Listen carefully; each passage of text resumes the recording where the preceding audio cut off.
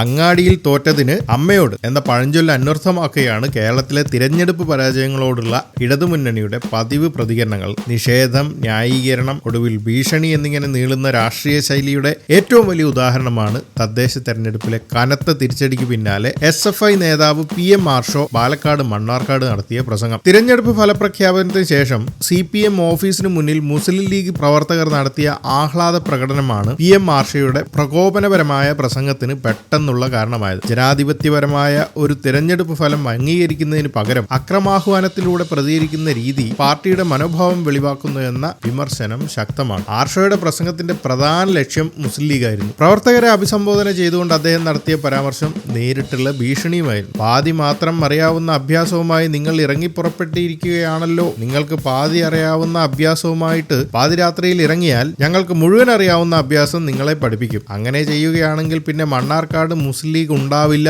എന്നാണ് ഈ ചകാവിന്റെ പ്രസംഗത്തിൽ ഉണ്ടായിരുന്നത്. ഇവിടെ മുഴുവൻ അറിയാവുന്ന അഭ്യാസം എന്ന പ്രയോഗം കേവലം ഒരു വാചാടോപമല്ല. CPMന്റെ രാഷ്ട്രീയ ശൈലിയിൽ അതിന് വ്യക്തമായ അർത്ഥതലങ്ങളുണ്ട്. എതിരാളിയെ തല്ലുക, കൊല്ലുക, വെട്ടുക, 51 കഷ്ണമാക്കുക, അല്ലെങ്കിൽ ഏതെങ്കിലും ഒരു തരത്തിൽ പൂർണ്ണമായി ഒതുക്കുക എന്നതാണ് പാർട്ടിക്ക് മുഴുവനായി അറിയാവുന്ന ഈ അഭ്യാസം എന്ന് വ്യാഖ്യാനിക്കപ്പെടുന്നത്. ഇത് ജനാധിപത്യ സംവാദങ്ങളിൽ നിന്ന് അക്രമത്തിന്റെ പാതയിലേക്കുള്ള ഒരു മാറ്റം തന്നെയാണ് സൂചിപ്പിക്കുന്നത്. Palakkad MP VK ശ്രീകണ്ഠന്റെയും Mannarkkad MLA ഷംസുദ്ദീന്റെയും നിർദ്ദേശപ്രകാരമാണ് മണ്ണാർക്കാട്ടെ പോലീസ് പ്രവർത്തിക്കുന്നതെന്ന് ആർഷോ ആരോപിച്ചു. ഈ നിലപാട് തുടർന്നാൽ പോലീസിനെ ചില കാര്യങ്ങൾ പഠിപ്പിക്കേണ്ടി വരും എന്നും ചകാവ് മുന്നറിയിപ്പ് നൽകി. എന്നാൽ സ്വന്തം പാർട്ടിയുടെ സമുന്നത നേതാവായ പിണറായി വിജയനാണ് ആഭ്യന്തര വകുപ്പ് ഭരിക്കുമ്പോൾ പോലീസിനെതിരെ ഇത്തരം ഭീഷണി മുഴക്കുന്നതിലെ യുക്തിയും കൂടെ ചോദ്യം ചെയ്യപ്പെടുന്നുണ്ട്. ആർഷോയുടെ രാഷ്ട്രീയ എതിരാളികൾക്കും സംസ്ഥാനത്ത് പോലീസിനും നേരെയുള്ള ഭീഷണികളുടെ തീവ്രത മനസ്സിലാക്കാൻ അതിലേക്ക് നയിച്ച തിരഞ്ഞെടുപ്പിലെ തിരിച്ചടിയുടെ ഒരു ആഴം നമ്മൾ പരിശോധിക്കേണ്ടതുണ്ട്. ഈ PM ആർഷോയുടെ രൂക്ഷമായ പ്രതികരണം ഒരു ശൂന്യതയിൽ നിന്ന് ഉടലെടുത്തതല്ല.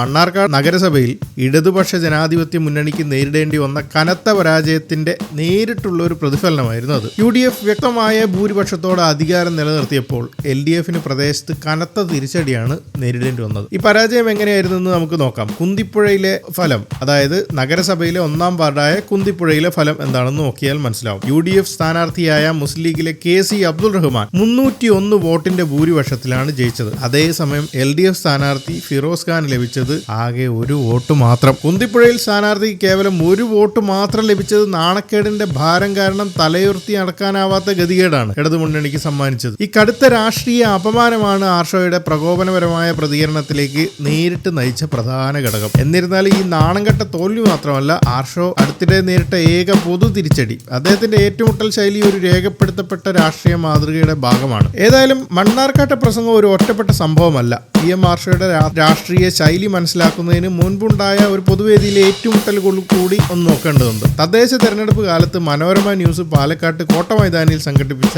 ഒരു വോട്ട് കവല എന്ന പരിപാടി ഉണ്ടായിരുന്നു. പാലക്കാട് നഗരസഭയിൽ CPM 10 സീറ്റ് നേടിയാൽ താൻ രാഷ്ട്രീയ പ്രവർത്തനം അവസാനിപ്പിക്കുമെന്ന് പ്രശാന്ത് ശിവൻ എന്ന യുവ നേതാവ് വെല്ലുവിളിച്ചു. എന്നാൽ തിരഞ്ഞെടുപ്പിൽ CPMന് 10 സീറ്റ് തേക്കാൻ സാധിച്ചില്ല. ഇതിനെ തുടർന്നുണ്ടായ സംവാദത്തിൽ ആർഷോയും പ്രശാന്ത് ശിവൻ തമ്മിൽ വാക്ക് തർക്കം രൂക്ഷമാവുകയും പ്രശാന്ത് ശിവൻ വേദിയിൽ നിന്ന് ഇറങ്ങി ആർഷോയെ പിടിച്ച് തള്ളുകയും മർദ്ദിക്കുകയും ചെയ്തു. തുടർന്ന് പോലീസ് ഇടപെട്ടാണ് രംഗം ശാന്തമാക്കിയത്. സംഭവത്തിന് ശേഷം പ്രശാന്ത് ശിവനെ പരിഹസിച്ചുകൊണ്ട് ചാണകത്തിൽ ചവിട്ടാതിരുന്നത് പോലുള്ള പരാമർശങ്ങൾ ആർഷോ നടത്തിയിരുന്നു. പക്ഷേ ആർഷോ ചാണകത്തിൽ ചവിട്ടിയിരുന്നെങ്കിൽ ആർഷോയുടെ ഗതി എന്താവുമായിരുന്നു എന്നും നമുക്ക് TVയിലൂടെ നേരിട്ട് കാണാമായിരുന്നു. പക്ഷേ അങ്ങനെയുള്ള ഒരു അപകടം ആർഷോ ചെയ്തില്ല. അന്ന് വോട്ട് കവല വേദിയിൽ വെച്ച് തല്ലുകൊണ്ട് പോകേണ്ടി വന്നതിലൂടെയും പിന്നാലെ മണ്ണാർക്കാട് തെരഞ്ഞെടുപ്പിൽ കനത്ത പരാജയത്തിലൂടെയും നേരിട്ട പൊതുമധ്യത്തിലുള്ള ഒരു അപമാനമാണ് ആർഷയുടെ തിരിച്ചുവരവ് അടയാളപ്പെടുത്തുന്നത്. രാഷ്ട്രീയ സംവാദങ്ങളോ നയങ്ങളോ അല്ല, മറിച്ച് എതിരാളികൾക്കെതിരെയുള്ള കൊലവിളിയും ഭീഷണിയും ആണ് ഈ ചകാവ് അതിനായി സ്വീകരിച്ചിരിക്കുന്നത്. ഇത് പ്രതിസന്ധി ഘട്ടങ്ങളിൽ പാർട്ടി സ്വീകരിക്കുന്ന അതേ രാഷ്ട്രീയ ശൈലിയുടെ ഒരു പ്രതിഫലനമാണ്. എന്ന് വെച്ചാൽ നന്നാവാനുള്ള ഒരു ഉദ്ദേശമില്ല എന്നാണ്